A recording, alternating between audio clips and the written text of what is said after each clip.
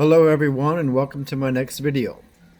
So to start off, first I'd like to thank all of my friends and family and fellow runners for all the love and support and positive feedback from our first video. I greatly appreciate it and love everybody. Thank you, thank you, thank you.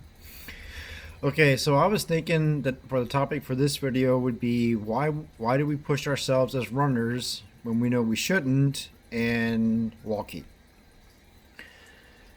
So, the first one I want to do is why we push ourselves so often as runners. My own experience, because I'll be honest, I'm guilty of doing it too. I mean, I think we all do it from time to time. We know better not to do it, but we still do it.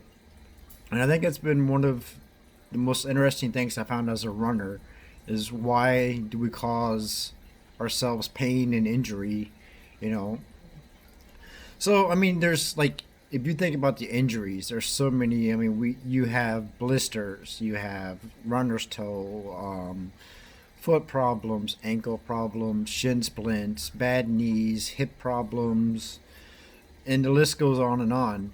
Now, granted, a lot of injuries and problems are going to happen regardless if you run or walk or what you do. But what I want to address are the ones that happen like during running or before running, and we still tell ourselves, oh, it's okay, I can run. It'll be fine. Because what we do is we lie to ourselves. We always, I mean, I know I've done it several times myself. I was like, oh, just one more mile, or let me finish this run. It'll be okay, or it'll go away. Maybe tomorrow I'll take a rest day. It'll be fine. But most of the times, it's usually not. So the reasons, then I started thinking why do we put ourselves through this, and why, what are the reasons for wanting to cause ourselves injury?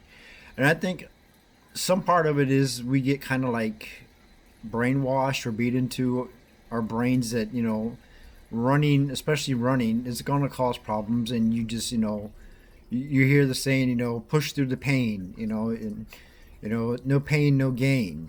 But that's not true. Because I've had my running career has started about 5 years ago, and I've gone through pretty much every injury you could think of, from foot problems to knee problems. And it's always, afterwards, I always tell myself, why didn't I stop? Because I think we get so addicted to wanting, a lot of us will set a goal like, I want to run 100 miles this month, or 1,000 miles this year, or whatever. I want to do a 5K, today or this weekend. And we get so obsessed with hitting that goal that we kind of like shut up our logic and say, well, if it hurts, I still have to do it. I have to get this done.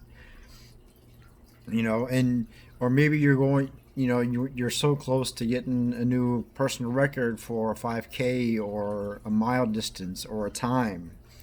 But when it all comes down to it, basically the only thing that you're doing is you're trying to fool yourself that your goal is more important than your body, and that's not true.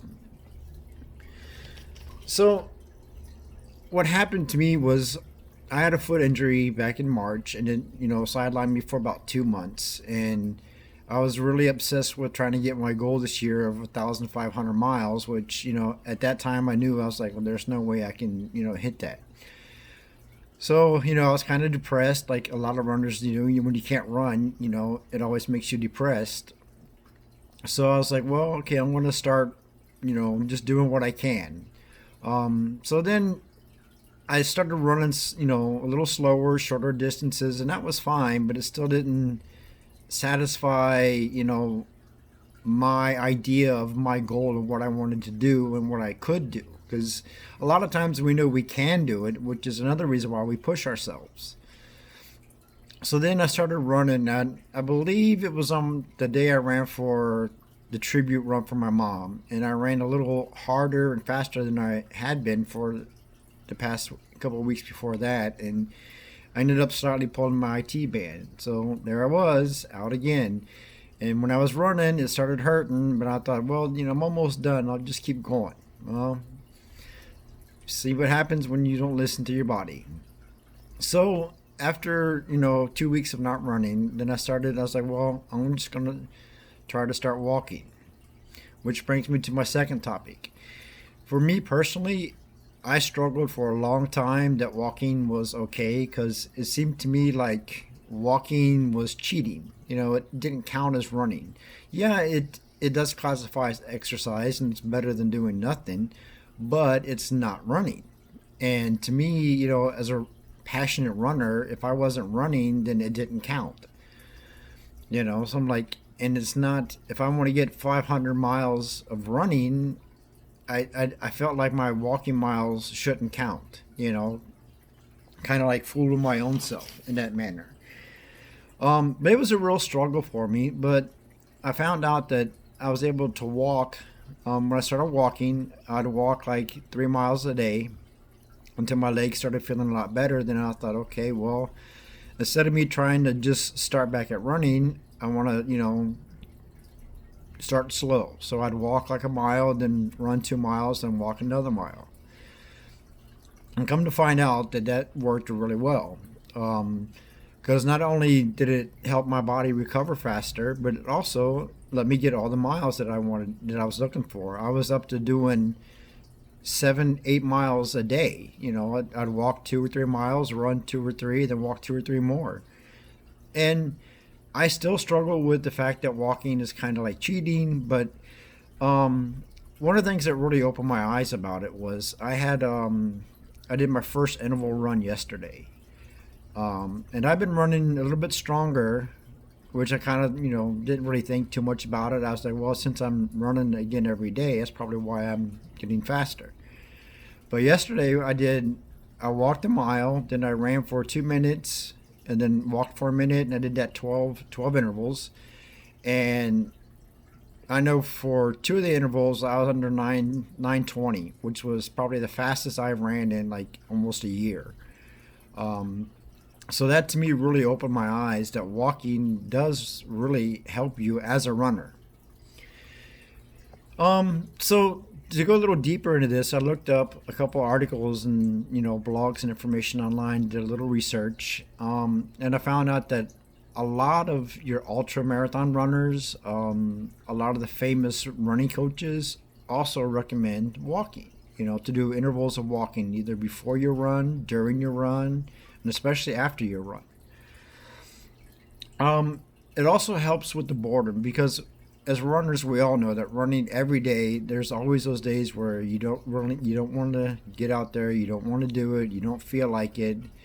But then instead of forcing yourself to run, then just go for a walk. If you do a nice speed walk or walk fast, it'll burn just as many calories, and it does, help you get your miles and, stay active.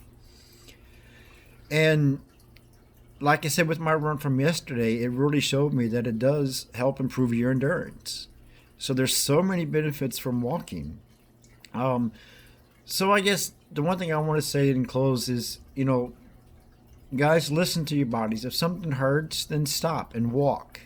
And if you're coming back from an injury, then walk and run and walk and run. It will make you a better runner. And so, and I keep telling myself this every day now that walking is okay. It's going to help you in the long run. And, like I said, I saw proof of that yesterday. So thank you for listening. I hope you enjoyed it. So stay safe and stay strong and stay positive, everybody. And see you next time.